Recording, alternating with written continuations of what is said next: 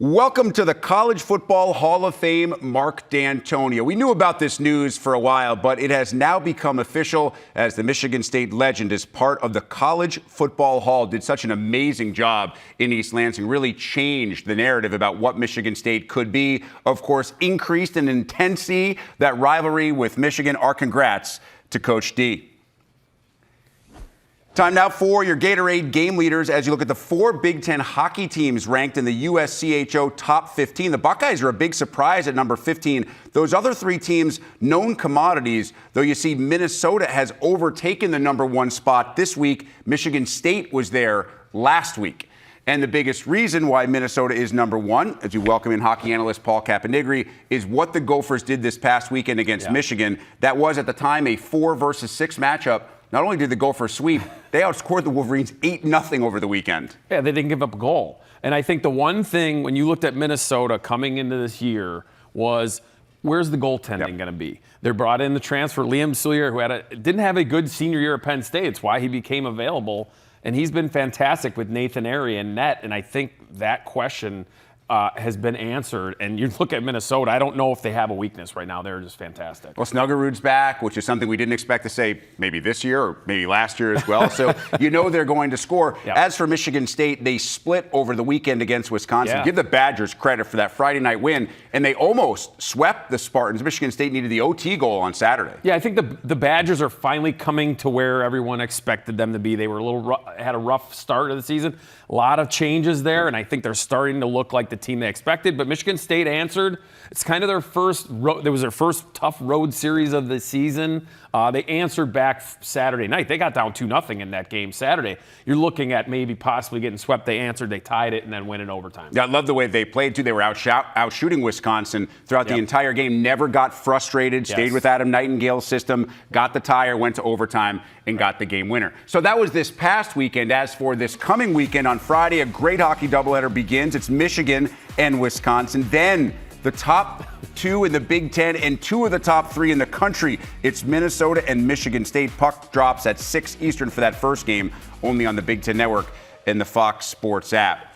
Let's focus a little bit on the matchup that precedes the matchup that everybody wants to see. It's a little bit of an appetizer, to the main course, but this is a terrific game as well. And I think after what Wisconsin did last weekend, you know that Michigan is going to be well aware of what the Badgers are capable of. They are, and then how is Michigan going to react to what just happened to them? Not only losing and not scoring a goal in a weekend, but they also have a suspension. Eric Warner hit Jimmy Snuggerud late. They also had a couple other guys. Tyler Duke got thrown out of the game, so they lost their, they weren't scoring, they're frustrated, they lost their composure, and so it's, how do you answer that back, right? And you have a team coming in confident now. The Badgers, Tommy Scarfoni, another question mark that maybe Wisconsin was having, is playing his best hockey in net for them. So it's going to be interesting. Can Wisconsin keep the momentum going, and can Michigan get home and have that home cooking and get back on the right side? Has this been what you've expected from the Wolverines this year?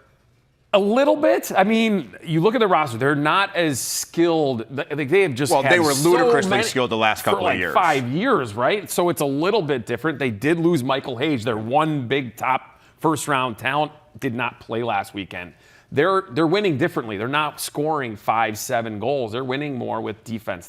Jacob Truscott came back for his 5th year. They've been better defensively. Their goaltending has been okay. They got a little bit, Minnesota does it to a lot of teams. I mean, it's just the way it is. But they're winning more as a team, not relying on the skill guys up front, because they just don't have those guns this year. When you watch this Minnesota team play as we transition to the second game of the night, you are just blown away by the skill, the speed, their ability on the rush to make tape-to-tape passes. I mean, they have a little bit of everything.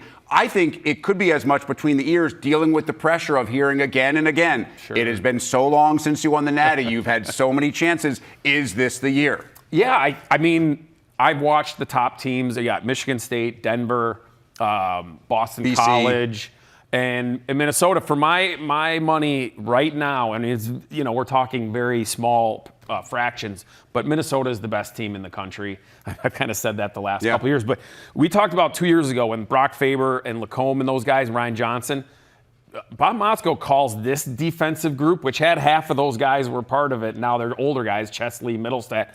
is maybe the best defensive six he's had at Minnesota. That's a huge statement. Right. And then you got Snuggerud decides to come back, which I think Brock Faber had a little bit to do with that, saying, hey, I played 3 years and look what I did jumping right back in. So they just have all the components. Like I said at the start, it's the goaltending, and the goaltending's been fantastic. Liam Slear's stats are great. Nathan Airy has been fantastic, a little bit of a question mark there. So when I look at them, it is definitely something where it's going to be a mental thing. Because everything right now, yes, they want to be good, but it's all, It's all about April, early April, and the Frozen Four. As for Michigan State, it's hard to believe Adam Nightingale is really just getting started. It seems like he's been there forever because the second that he got there, Michigan State got good. Trey Augustine now has a ton of experience in goal, one of the nation's best. We saw that a year ago. I know they split this past weekend series. They're not number one anymore, but no one would be surprised if Michigan State makes a run to the Frozen. No, I mean, that's where they are. I mean, they were the number one team last week. They're really deep. They don't have maybe like the high-end skill talent, but they can score on all four lines. Their D is pretty deep. They have some injuries right now, and they have 5 really solid guys, and then nobody has the guy in the back. Like it's like quarterback in football.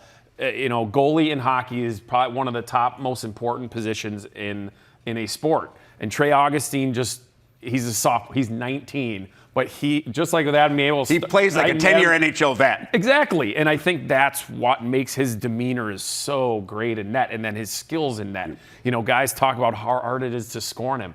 But he's got the temperament. He's that goalie that, Nothing bothers him. Nothing bothers him, and that's the mentality. Those the great ones have that. And so when you really need that? That's what separates Michigan State. You really need that when you go on the road. Yes. Into a hostile environment where the crowd will be there when the team's number one in the country. He's seen that. And that's the case this weekend because Michigan State will play at Mariucci. What a fantastic series for the Gophers and the Spartans. For Cappy, Trent Meacham, and thanks to Coach Kirk Ferentz as well, I'm Rick Pizzo. That's Big Ten Today.